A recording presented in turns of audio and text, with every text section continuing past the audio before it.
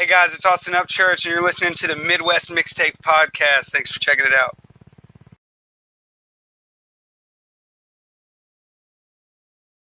Hi, and welcome to the Midwest Mixtape Podcast, live from the Barn Studio, joined online via Zoom right now from Texas, probably. Austin, Austin, how are you, man? Dude, I'm doing great. It's a beautiful day in Godly, Texas.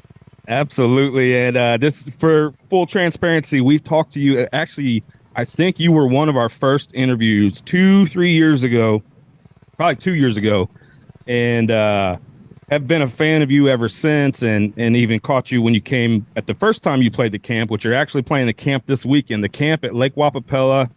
And Dylan from Golden Eagle Entertainment is just such a fan of yours, and I think you guys have grown a really close connection. But that's Saturday with Josh Meloy and Austin Upchurch, Saturday, June 28th. So excited to have you back in town. Dude, I am so jacked. It's funny, I tell Dylan all the time, because like you said, we've really hit it off from the first time until now, and it's probably my favorite venue to play at, just because Dylan's there. Yeah, and it's a killer venue, outdoor venue, and man, they just have everything. The catering, dude. Let's talk about it. I've played a lot of places, and I've had a lot of catering, and there's nothing like the catering at the camp at the Wappapello, dude. I'm telling you. Yeah, and I will always forever be in debt to Dylan. He's just given us so many opportunities, and we've built a really close friendship as well. So, and we were kind of talking off air just now, is like, man, if you're nice to people, if you treat people right, if you keep your word, if you work hard, there's so many people in this industry that's just going to embrace you. And I feel like you're living proof of that, right? Dude, literally, because I tell everybody, and there's absolutely no shame in my game, I would not be doing the stuff that I'm doing and played the cool shows that I've been playing and, the people that I knew if it wasn't for guys that were that way to me, that were just salt of the earth, good dudes. And we sat down, we became friends, and, like all the opportunities I've had have genuinely just been from buddies of mine that are taking a chance, putting us on shows and letting us do stuff. So absolutely, 100%. And I want to mention one for us specifically was William Clark Green was our first big interview. And yeah. We were small time. I'm not saying we're anything other than that, but at the time we had 0 interviews under our belt. And he took a chance on us, and I don't even know why, but he took a chance on us, and that opened up the door for more opportunities and for more interviews. And I'll always remember that. And I know you know William Clark. You played with him several times, right? And some of the guys in the band. And oh yeah, his old guitar player was our producer for many, many years. Yeah, that's right. Yeah. He was in Six. What's the band? Yeah, he was in Six Market. He's with Co-Wetzel now, and the guy that he had the studio with, he's still our producer, but Josh, he's with Co, and they're doing so much stuff. He's traveling. It's kind of impossible for him to get back over there a lot of the times, but those guys are the best. William Clark Green, funny story, literally changed my life forever. When I first started playing, I was just a dumb kid, and I drank all the time. And I loved William Clark Green. I was the biggest William Clark Green fan. And I'd been around him a few times. Like, he knew my name, which I thought was really cool. Always super great to me. And I got a little too comfortable with him one time, and I got real drunk, and I pestered this man so bad. I'm still ashamed of myself to this day. And he left, and all my friends were like, that guy is going to hate you now. And I was like, oh, gosh. And I ran into him like 2 or 3 weeks later, and I walked up, just full of shame, and I was like, well, I'm so sorry. I'm so sorry. And he's like, man, it totally happens. He's like, but as a word to the wise, and like, none of this in any way was bad. He was so sweet and so genuine about the whole thing. He was like, man, you really gotta either figure out how to drink or you gotta stop.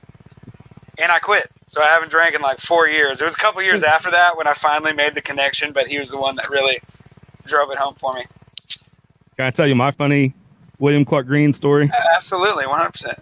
So we did the interview, and we were at the show, and he invited us on the bus, and I had some very strong moonshine. Who's his guitar player now? I forget his name. Are you talking about Steven? Steven Marcus. Yeah, we actually played golf that day, and he came by the studio, and me and him have kept in contact since. So he's a really great guy too, and super talented. He's a man, bro. Yeah, super talented, crazy talent. But so we had a little moonshine on the bus, and a lot of the guys liked it, and I'd say, I don't want to put anybody's. He'd already had a few drinks, so it was pretty late in the night that we started hitting the moonshine, but his body didn't respond well to moonshine. I'll just say that. Dude, it happens. It does happen. Hey, talking about all these like cool things that you get to do, and man, you got a couple big ones coming up again. We're talking about June 28th at the camp, but also opening for Treaty Oak Revival in St. Louis, where we're even closer to St. Louis than the camp, at Chaifetz Arena. So this is an arena show on July 12th. Man, how did that happen? I know you've played with them before, but was it that connection, or how did that happen? Dude, it was that connection. So Sammy Canty, the lead singer of Treaty Oak, in my opinion, he's one of my absolute best buds, super cherished friend. And it's wild how it all kind of happened, because back in the day, his wife, Kelsey, she's the sweetest, like way before they were like blowing up, you know, she would make Sammy come to my shows because she liked the music, you know? So that's how I met him. And then a couple of years later, we opened up for Treaty Oak a few times, like way back in the day, dude. We were playing like 75 people rooms in towns that literally don't even exist, you know, just, it's like a barn in the middle of a field in the middle of nowhere, you know? And so like we started doing that with them, and like we got really close, and then I got married. And when I first started dating my wife, I was like, you know, what bands are you into? And she was like, I love Treaty Oak. And I was like, how fitting is this? You know, wow. So now my wife is a big Treaty Oak fan, so it's super cool. But yeah, those are my guys, and they've always been so great. Like everybody over there, Blake, their tour manager, is a super great guy. I freaking love that dude.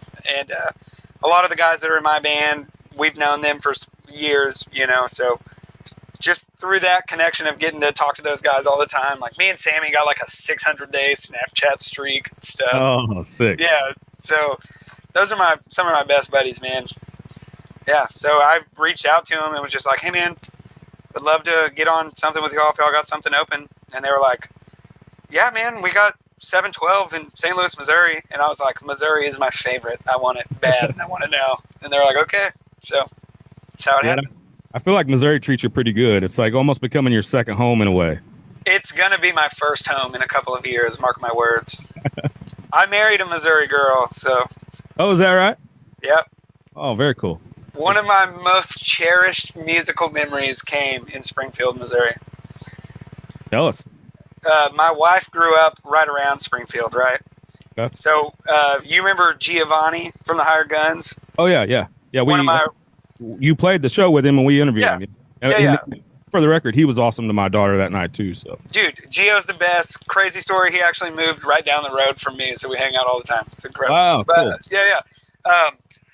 But yeah, so we were playing Springfield with Gio. We had been on the road for like a week or two, and I was so excited to go to Springfield. Take the band, guys. I love the area. It's nice. And when we get up there, we're playing the show. We're kicking it off. And I was like, I freaking love Missouri. I married a Missouri girl, blah, blah, blah. She's not too far from here. And I kind of got quiet, and randomly this guy was like, what's her name? I was like, oh, man, I can't do that. But all I'm going to say is Homecoming Queen, like 2011 or something, just joking. And after the show, I was at the merch table, and he came up and was like, and he said my wife's name to me. And I was like, yeah. And he goes, nice, bro. And I was like, thanks, man. Appreciate it. So, yeah, pretty funny stuff. And I know you're a family man, you're a father as well. And how do you balance that with your career? That can't be easy. Dude, so it's actually kind of wild how it all turned out. Like right now, we're not really doing as much. We not going to go like crazy into it, but let's just say we were offered a deal. We did it. It was supposed to be sunshine and rainbows. Didn't really turn out that way. So we kind of slowed down pretty heavy. And so now we're really just now starting to kind of get back out there. So the home life hasn't been too bad with it because we've been taking it pretty slow. So most of the stuff we've been doing, it's just kind of here and there, nothing too crazy far.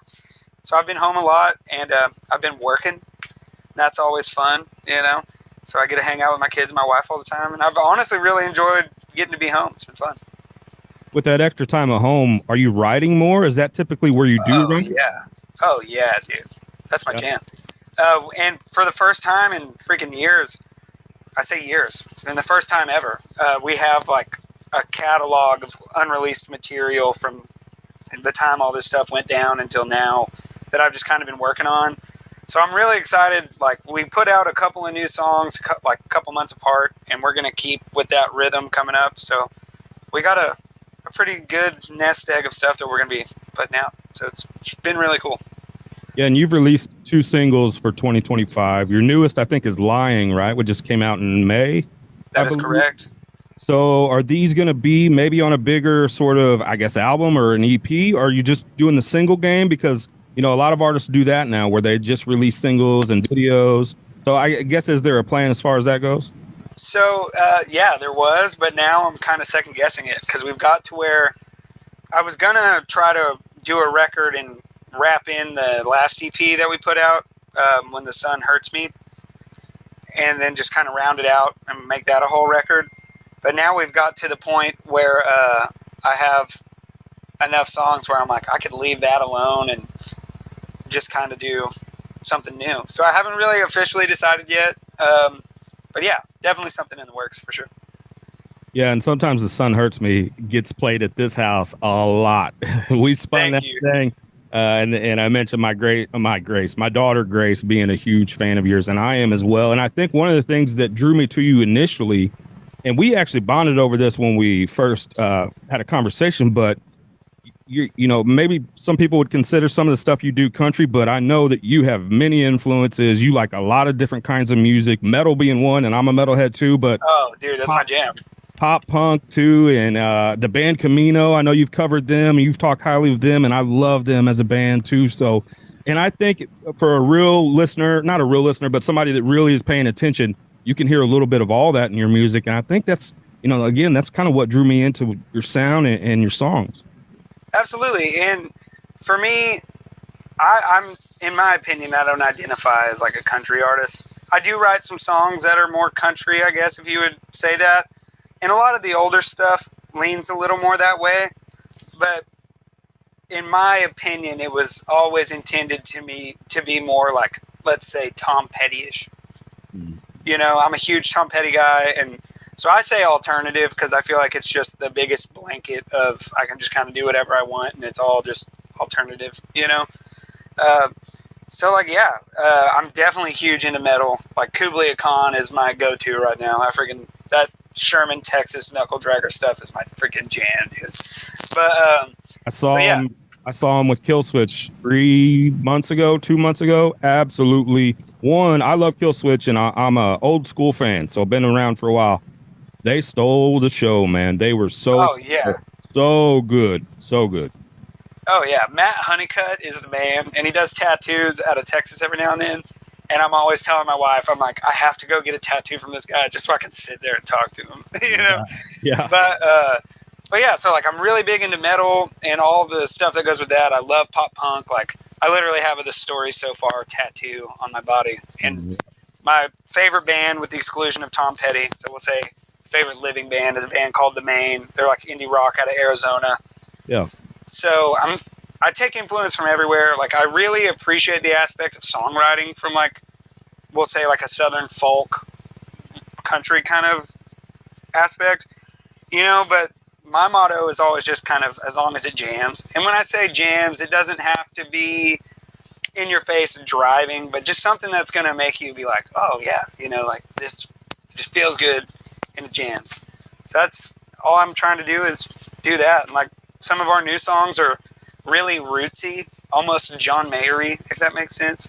Yep. You know, and then we got a couple of other ones that are, you know, I always want to be doing something new, you know? With your songwriting, you can, a lot of your stuff seems pretty personal, specifically the lyrics, obviously. It seems like you write from a first person perspective, but then, you know, you talk about somebody like Tom Petty or John Mayer where they're pulling they're halfway storytellers, but some of it's coming from a personal aspect. Is there one way you lean more than the other? Not really. So it's actually kind of funny. So there's certain times where I feel like I personally don't have anything going on that I want to say, if that makes sense. So I'll look at phrases. Like there's one that we just did that'll be coming out hopefully at some point this year. In my opinion, I know it doesn't matter, best song I've ever written in my entire life. And it's called Reassurance, right? And it was one of those where I was sitting here and I found a guitar part I liked, and I just was throwing everything I could think of at it, and nothing was working. And I said, man, I'm just going to pull out the freaking thesaurus and go through there and find a word that I think is cool, and then I'll write off of that word, right? So I come across reassurance. I said, okay, like I feel like there's something there. Let's go with that. Let's explore reassurance, what I think it means, what other people would think it means, how it ties in, right? You know, and then from there, I wrote this whole song, and it was one of those things where it is very personal, but it was never written or intended to be that way until after I wrote it and listened to it and said, holy shit, man, like, okay, I see what I was doing here. This is how I feel, you know, but it wasn't ever like intended like that, if that makes sense. It was more of I'm just going to find this and try to explore this thing, and it just kind of naturally came out that way, you know? I've also been really trying to, I guess it's a first person perspective, but try to do things like, I'm not me, I'm a person trying to describe a feeling from their point of view. You know what I mean? Mm-hmm. Things like that. So I kind of like to do a little bit of everything, and then other times I just sit down and start playing guitar and just say the first stuff that comes to mind and just go from there and let it tell me what it wants to be about, you know? Speaking of metal, have you ever heard that story with System of a Down and their probably their most popular song, Chop Suey? Oh, yeah. Serge was the singer, and he had run out of ideas for lyrics. And Rick Rubin, the producer, goes over and picks out one of his books and just says, randomly flip it to a page and point to it. And they did. And then the whole, like, that was the final piece that they were looking for to finish the song. And it's it's like it's like almost like the bridge, the Heavenly Father part or something.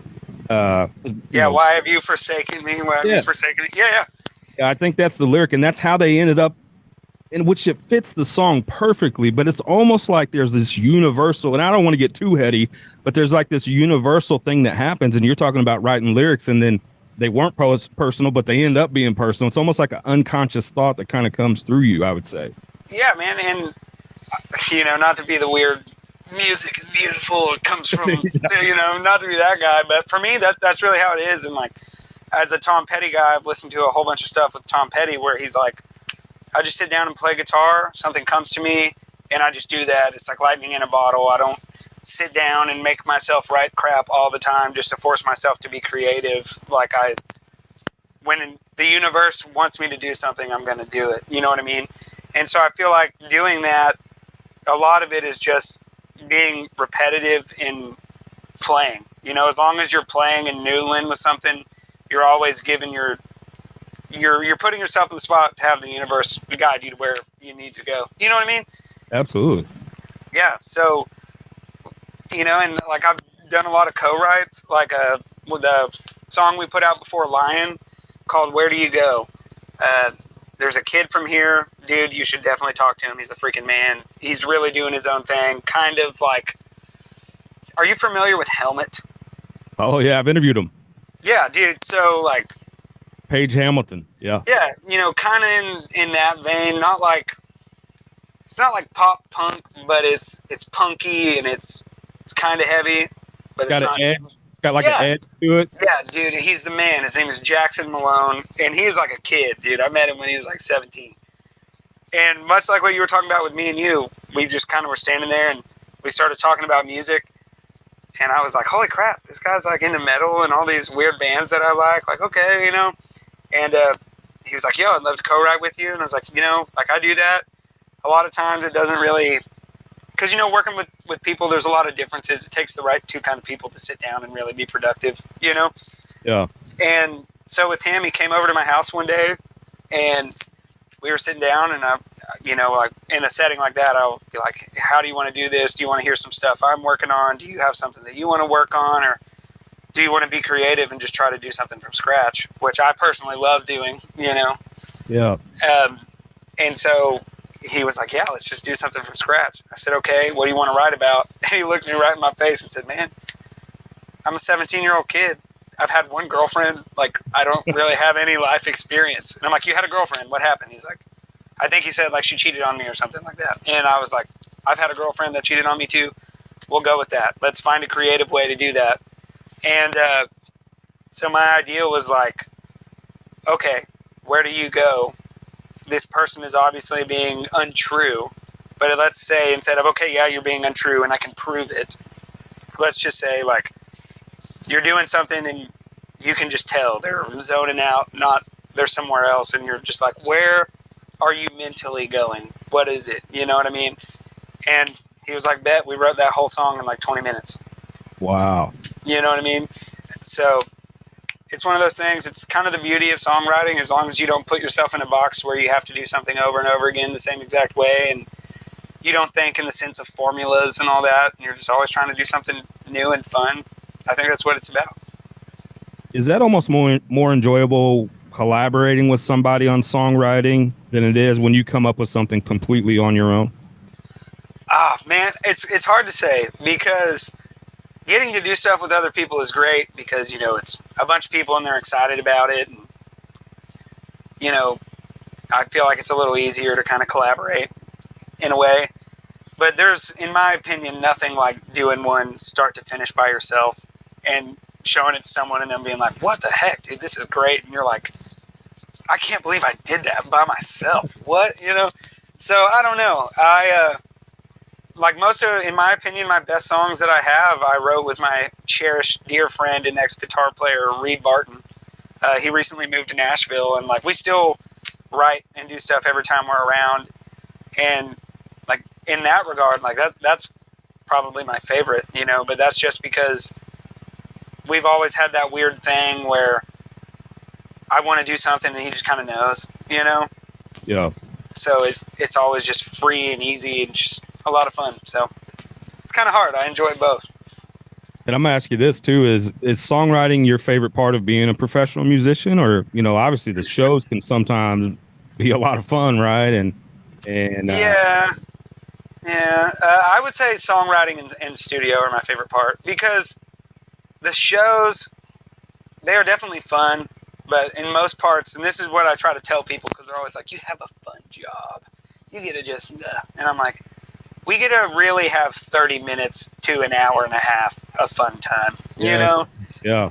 Most of the other time for me, it's just kind of stressful and makes me want to rip my hair out. Like, obviously we're a smaller band, so our means of transportation are not as reliable as they should be. So anytime we go somewhere, I'm just like, oh God, you know, doing all the money stuff and like, you know, the weight of having people that I don't like to view it as like work for you because they're a part of it, you know, but for me, it's like you're the person whose name is on the stuff. So anybody would say they work for you, whatever, semantics. But having that and like trying to make sure everybody gets paid what they're worth and do all the things where everybody's taken care of, you know, it can beat you down a little bit. So getting to go somewhere and just purely create and do something new, in my opinion, is probably the best part. So studio and songwriting.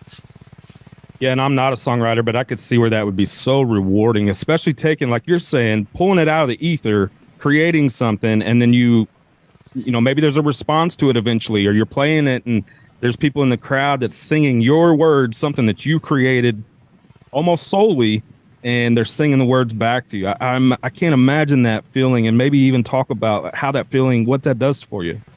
Dude, so it's wild, because for me, I will say there's only ever been one time that I really noticed like people singing along.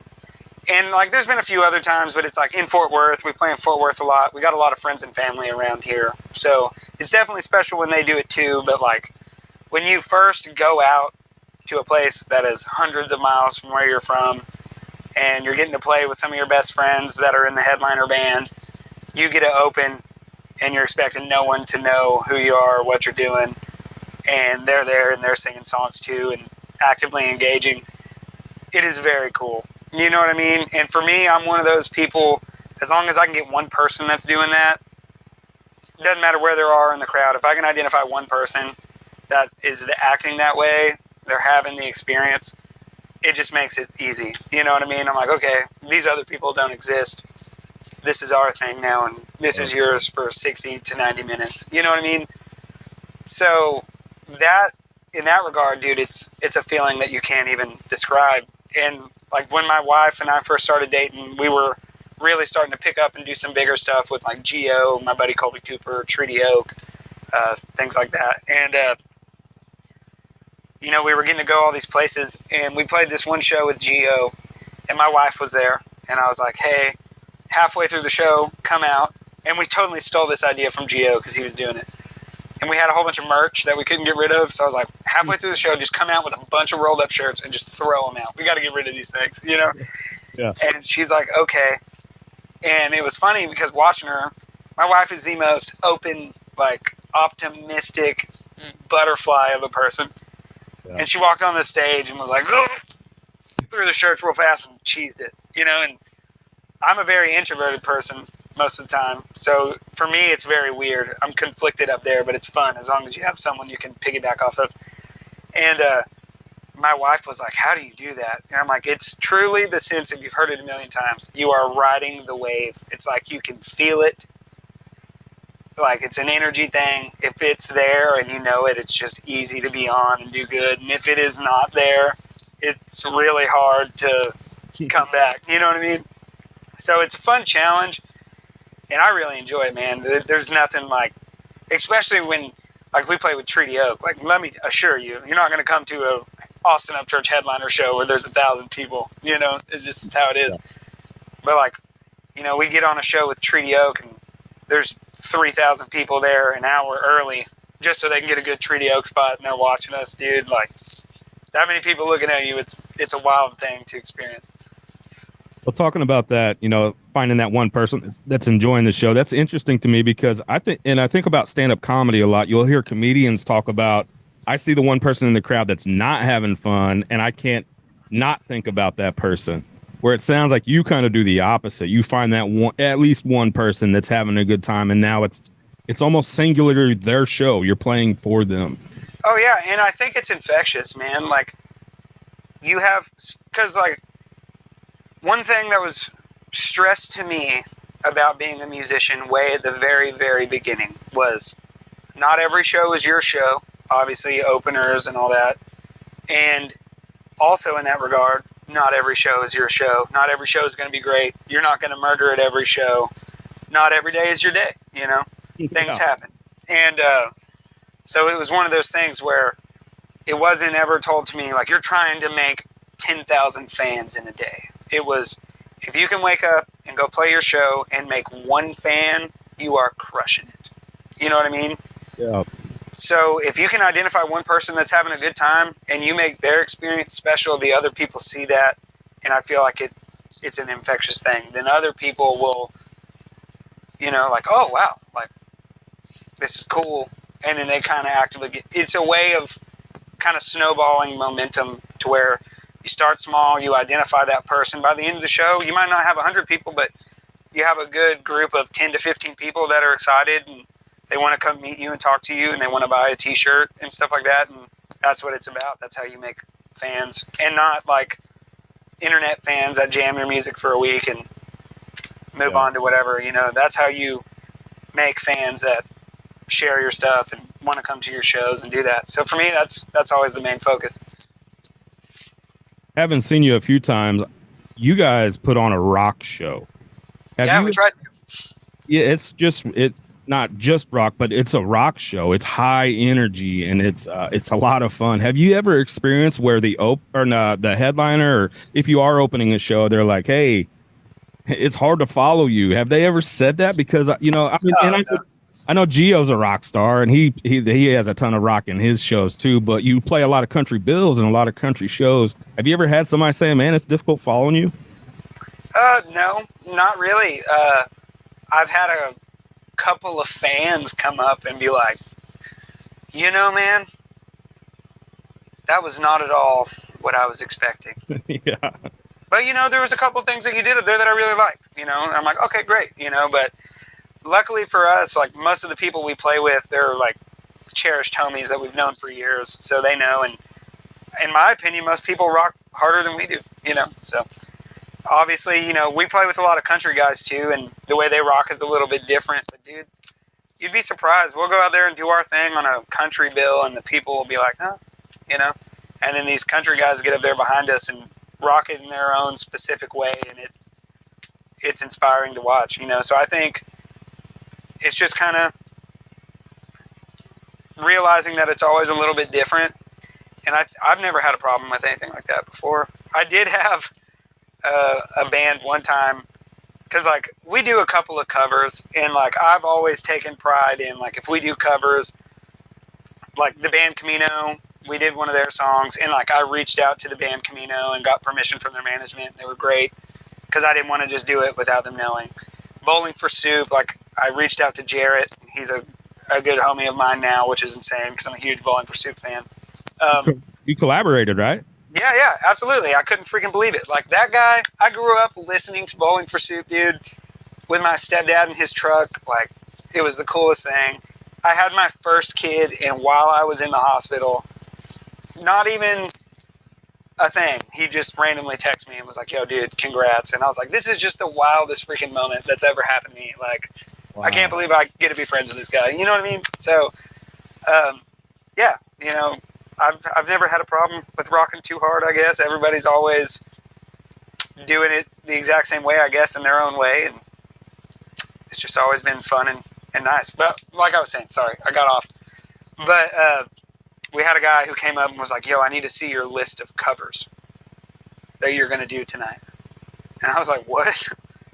He's like, yeah, like, we want to make sure we're not going to be playing any of the same covers as you. I need to see all your covers that you're doing. I was like, dog, I can assure you, you will not be playing one cover that I'm going to be playing tonight out of the two that I will be playing. You know, we're good. Like that, we're good. Yeah, that was kind of weird, but, like, it wasn't bad. You know. Yeah, and I can speak, and this actually comes up on our metal podcast, the Vulgar Display of podcast, quite a bit. I can appreciate a bill where it's not the same sound 3 or 4 different times. Like, you know, speaking about metal, I love death metal. I love, you know, Cannibal Corpse and Dying Fetus. Oh, and all yeah, dude. Corpse Grinder's the man. Yeah. But and actually those bands, especially Dying Fetus, like, they're taking out hardcore bands. They're taking out varied styles of metal. It's all kind of, you know, in the same sort of broad category. But I like that I can I'll hear a death metal band, then I'll hear a hardcore band, and then maybe a metalcore band, all on the same bill, because I'm a fan of all of it. So absolutely. And I think the variety is good for the listener and for the, you know, show participant.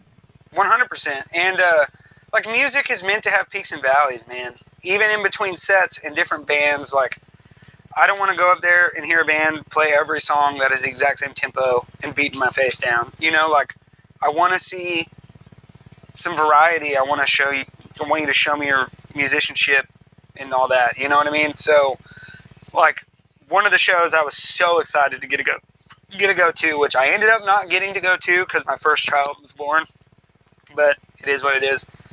It was Knocked Loose, Kublai Khan, and Movements.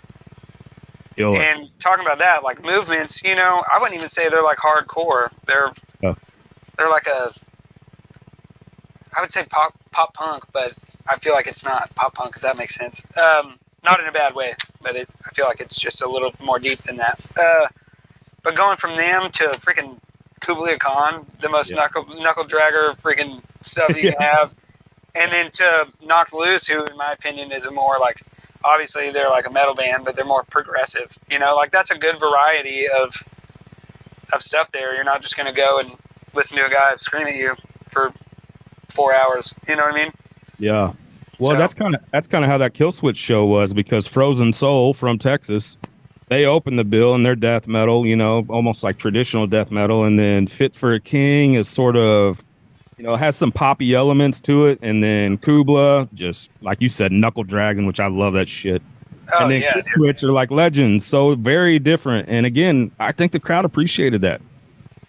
So, dude, and that's one thing I've always loved about, like, punk rock and punk rock festivals is, you know, you're not going to go there and listen to 105 Blink-182s play back to back to back. Like, you know, you're going to go in, you're going to You're going to get a Counterpart set. You're going to see Bowling for Soup. You're going to see indie rock bands like The Maine and like all kinds of stuff. You can even see some guys like OG 303 that are like kind of rocky, but kind of rappy, you know, and it's just, there's so much stuff there. You're not just going to go and get into one thing. And honestly, it's one thing that it's a weird deal, but I really enjoy getting to play with country guys, not only because I have a lot of guys that play country music that I'm just really good friends with, but you know, I don't want to just go and play with a whole bunch of bands that do exactly what I do. You know, I like country music, you know, I would love to get to go and play with I'll play with any band anywhere, man, as long as I'm getting paid, you know, like, so I think it's always cool to get to broaden your horizons. Everybody does stuff different, and no matter what kind of music you make, you can always take inspiration from somebody doing something different. You know what I mean? Absolutely. You brought up the Maine a couple times. Have you ever reached out to them? Are they familiar with you and you being such a big fan? They have to be, from how much I've blown up their Instagram for years. But no, honestly, I've got to meet them one time, and I was 16 years old. Very embarrassing. It was my birthday. My mom let me skip school to go see the Maine at House of Blues in Dallas. Killer. Incredible day. Yeah. And, but no, dude, like I've tried, and you know, a lot of bands, you got to go to management. Like I'm never just DMing the lead singer trying to be like, hey bud, let me do this. Cause that's not how it works. You know what I mean? You got to do the correct avenues. I feel like that's why I've always been relatively successful in getting to work with the artists that I want to work with, because you got to do it right. You don't want to just seem like a dumb kid jumping on the Instagram, blowing them up until they say yes, you know? So I've tried to reach out to some of the guys from the Maine, and I don't think it's like a deliberate thing. They probably get emailed by a million freaking people out there. But yeah, dude, I want to do that so bad. If Jono from the Maine would recognize me, I'd probably die. They're literally my favorite. I look up to them in so many ways. It's insane. Are you a fan of like the 1975 or any of those bands? So I had a 1975 phase, but it wasn't really my flavor, if that makes sense. I'm not going to say I'm not a fan. It's just not one of those things that I've ever just been like, bro, I'm going to jam some 1975 today. I like their music. They got a couple of, what's that one song? In the back of the car doing heroin or whatever. Like it jams, but, you know, that's not like my go-to thing. But I enjoy bands like that. Like there's this indie pop guy I think he's out of Austin. He goes by Dayglow. Very indie pop, dude. So sick. You know, I'm into all of it.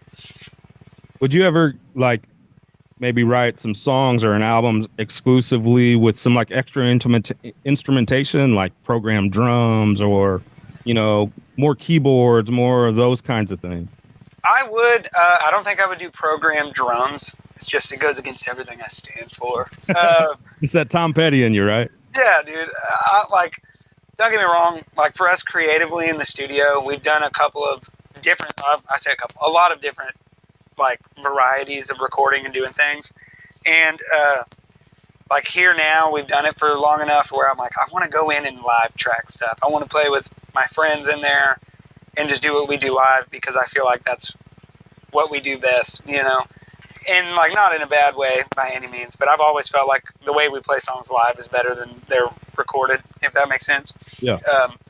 Just because, you know, we like to spice it up. It's never going to be exactly the same, you know? It's going to be the same, but there's going to be stuff that's different every night that is just spur of the moment. It felt right and we went for it. You know what I mean? And so I think catching those cool moments like that, recording, is something I want to try to do. So we've been kind of going that way and exploring that. But yeah. The way you're describing it sounds like your live performances are very organic. When one of the things that's kind of hot, a hot topic that a lot of people talk about is the programming or the you know, playing to, you know, not a click. I mean, a click's pretty standard in the music industry, but playing to like backing track where the instruments are actually, you know, pre-recorded and they're coming from a computer or a laptop. Do you have any feelings about that? Yes, I do. I have a lot of feelings about that, and I'm going to professionally describe them to you as best as I can. I'm an old school music soul. You know what I mean? I feel like when you play live, there's no way to translate it the way that it needs to be translated unless the instrumentation is there and you're pushing air, if that makes sense. You know what I mean? I have no beef with the digital stuff. A lot of people do it and are very successful, and it sounds great and it translates good. It's just not my personal preference. You know what I mean? So I'm not going to sit here and hate on it by any means at all, because like we have fill-in guys come in and play with us all the time, and they run digital, and can't really catch a difference other than like stage volume and pushing air from amps and stuff like that. And for me, music, not only is it a hearing thing, but it's a feel thing, man. Like we've never had money to get like in-ears, so we throw it back like the old days when we rock wedges everywhere we go. No click track. We're playing just as a band as best as we can, you know. And it's one of those things where I know a couple people out there that don't like to do that. They're like, no, and I'm like, no, man, like that's how you play as a band. That's how the cool organic stuff happens, in my opinion. You know, I could very well be wrong, but you know, if you do digital, that's great. Do your digital, and I love it. I just respectfully will probably not do that. Last one, we'll let you get out of here. We're taking up too much of your time tonight, but you're this weekend at the camp at Lake Wappapello, and we got to shout out Dylan from Golden Eagle Entertainment, bringing talent to the town, man, to a small town. It's such an important part of that community, and I love Dylan, and I know you do as well. But Josh Meloy and Austin Upchurch Saturday, June 28th, and then Treaty Oak Revival in St. Louis, man. That's a big arena. That's going to be absolutely killer, and that's July 12th. We got the new studio online. Yeah. Is that going to be one of your biggest shows? That will, hands down, no contest, be the biggest show I've ever played in my entire life. That's killer. Yeah, I cannot believe that my friend Sammy Canty is allowing me to do it personally, but I'm so super jacked that he is, you know. Well, if you enjoyed this time in our conversation, if you could put a little bug in his ear, we'd love like 10 minutes of his time sometime. Dude, I'm going to Snapchat that dude in 15 minutes right now. Oh, killer. And killer, I'll get it done.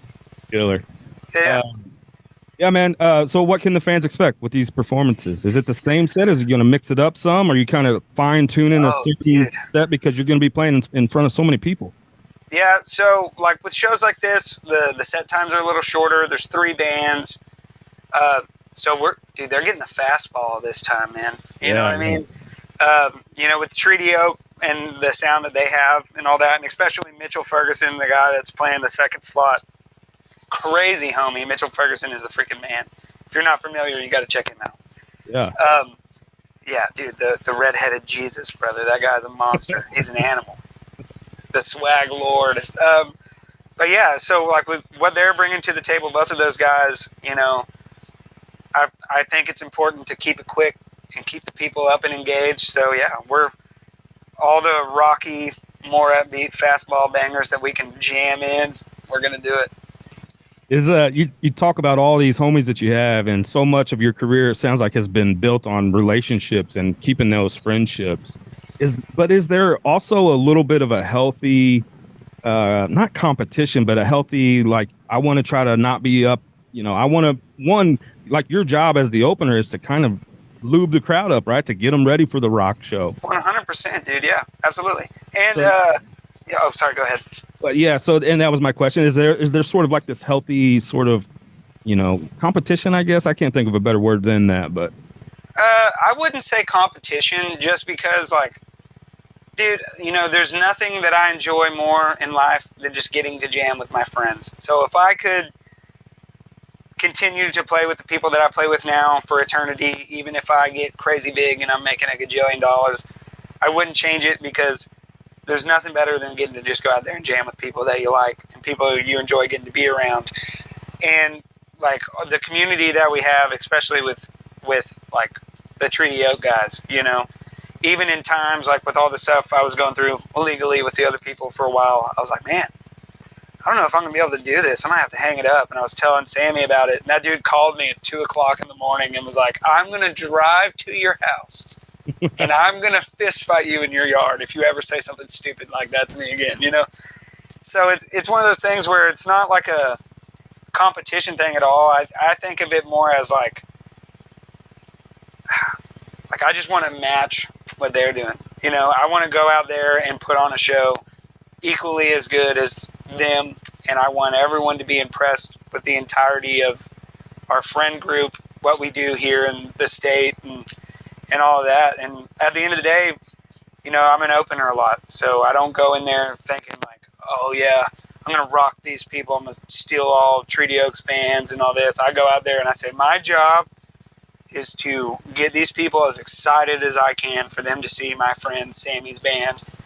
And if I can do that, then I've done my job. Hopefully I will get invited back and I will get to continue to play shows with my friends. You know what I mean? Yeah. So that's how I've always looked at it. You being a metalhead, I'm sure you're familiar with Hatebreed, Jamie Josta of Hatebreed. Absolutely, 100%. Yeah, so we interviewed him, and he's actually taken over the Summer Slaughter tour, but then also the Milwaukee Metal Fest. And he told us, he's like, you can't even believe the egos with trying to get some of these bands together on this festival, because they don't have a whole lot of room. So one band might need a dressing room, and they don't want to be close to this other band. He said it's like juggling like 100 balls at one time, trying to make everybody happy. And you kind of hate to hear that there's egos out there, but there's egos out there, you know, and I'm sure, you know, the more exposure you get and the more opportunities you get, you might run into some of those. But I feel like you being such a chill guy, I feel like it would sort of just be, you know, sweat off your back kind of thing. Oh, yeah. I personally, luckily, thank God, I've never had to deal with anything like that. But I think it's like, are you familiar with Parker McCollum? Yeah. So, like, I've known that dude for a long time. And when he really, not like nationally, but when he really started taking off here, we were hanging out one time, just a couple of buddies, not just me and him directly. He was just around and we were talking. And he was like, dog, you just got to remember, like, your job is to get the people jacked for the headliner. It's not your show. It's not your stuff. So as long as you know your boundaries and you're respectful and you do your job and you get out of the way and you're a good hang, that will take you far. And by God, that boy was right. You know what I mean? Yeah. And so, like, a lot of the stuff he told me was, as soon as you get done playing, it doesn't matter how much space you have up there, you're thankful for the amount of space that you get to do your thing. Whatever they need you to do, even if it sucks, yes, sir, and you get it done and you just deal with it. You can bitch about it all you want later, but that's not their thing. And it's not your show. You don't go in their green room. You don't go in their bus unless you're invited, because that's their space and it's not yours. You're not entitled to that. You're not the headliner, you know? And so for me, I've really taken that to heart, and like, it's done me well in that regard. You know what I mean? I feel like a lot of homies that I have that I'm lucky to call friends, they continue to bring me around. In my opinion, I would like to think, because I do that, you know, like, there's a lot of guys that, I'm not going to say it's an ego thing, but like, they just want to be your friend and they just want to hang out with you. And if you're a big band like that, everybody has their days. Certain days you're tired and you don't want to be around people, and then you kind of don't hang out with people. Then everyone thinks you're a dick about it. And it's just like, dude, I was having a bad day. So for me, I'm like, I'm not going to put people in that situation. If you're having a bad day and you don't want to talk to anybody, I'm not going to be around to be asking, you know? And like, prime example, crazy story, Dexter and the Moon Rocks. I don't know if you've heard of those guys, but they're the best. Wild Turn of Events. We ended up playing with them like years before they were Dexter and the Moon Rocks. And apparently I was really nice to them. I didn't even remember it. They were telling me about it. And I was like, this is awesome. Like, this is great. It makes me feel good to hear.